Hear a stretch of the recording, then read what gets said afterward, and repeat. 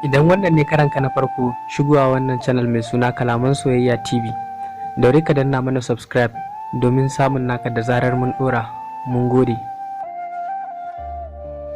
Assalamu alaikum, ya ke ma'abociya kyawun ado da tarin tarbiya.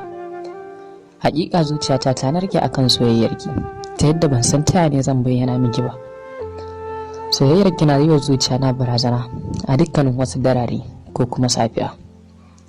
Babu awanni ko kuma sakwanni da za su wuce ba tare da zuciyata na tuna ki ba.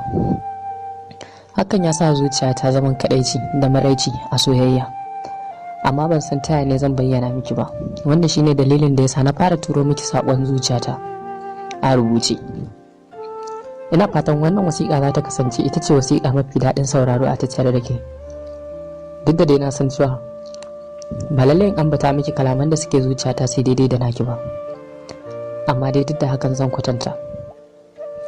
Hakika na kamun da sanki ta yadda ba zan iya bayyana wa kaina ba, kuma ba zan iya bayyana miki ba, domin ina tsoron cewa idan na zo gare ki ban san wani irin mataki zaki ɗauka a gare ni ba.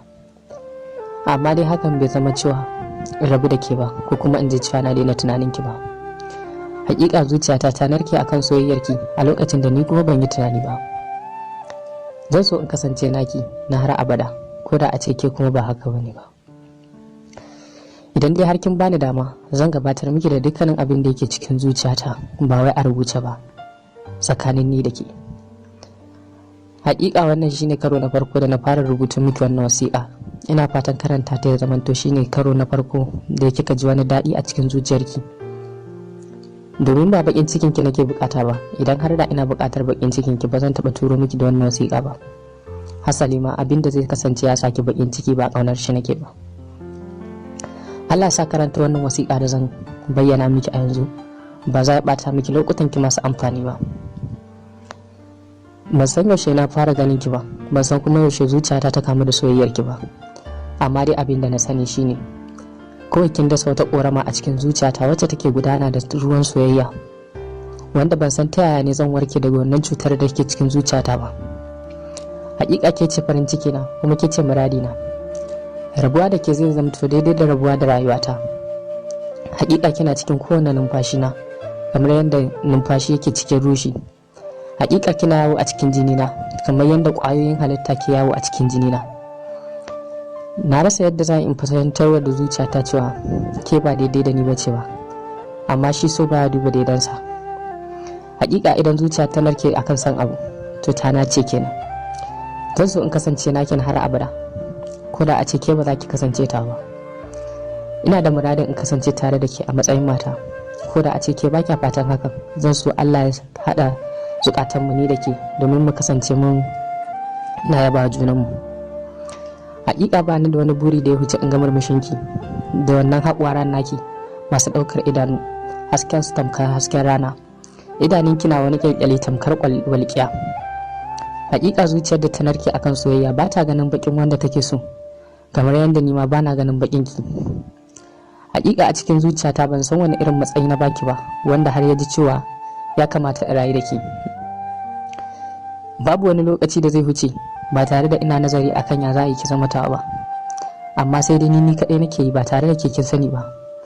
Hakika idan kika bani dama zan kasance naki na har abada, ko da a ce rayuwa ta zana sadaukar miki. Hakika ni naki ne, kuma ina son ki. Wannan shine wasiƙar farko da na fara turo miki. Ina fatan zaki kasance tare da ni na har abada. Kada ki ce min a'a, domin ambata min a'a a soyayya shine zai sa fargaba da faduwar gaba a zuciyata. Wataƙila in kamu da cutar da ni ban yi tunani ba, kuma cutar da bata da magani face ke. To idan na rasa mai rarrashi na a duniyar su, wace ce za ta rarrashe ni bari hal in ji daɗi a cikin zuciyata? Ni naki ne, kuma ke ce muradina. Ta ya za a yi iso wata bayan da ke ce tawa? Hakika na rayu ne a cikin soyayyarki, kuma ina so in sha zumar soyayyarki wacce tafi komai daɗin ɗanɗano a cikin baki. Na rasa yaushe ne na gane cewa ke ce muradina, kuma na rasa yaushe ne zan bar sanki, domin ba ni na saka kaina ba. Dan Allah karki ce min a'a a soyayyata, domin hakan zai zama to sanadiyar rasa rayuwata. Idan kika zama to sanadiyar rasa rayuwata, ban san yaushe ne kuma za ki kasance mai tausayi da jin kai ba. Duk da na san kina da tarin ilimi da imani da tausayi, kwarjininki ne ya hana ni zuwa in gabatar miki da dukkanin abin da yake rushina, amma yau na zo gare ki a rubuce.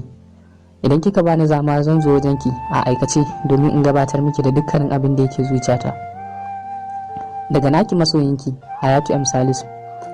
Ina fatan za ki kasance a cikin farin ciki. Allah sa kuma wannan wasiƙa bata zamanto sanadiyar bata miki rai ba ko kaɗan.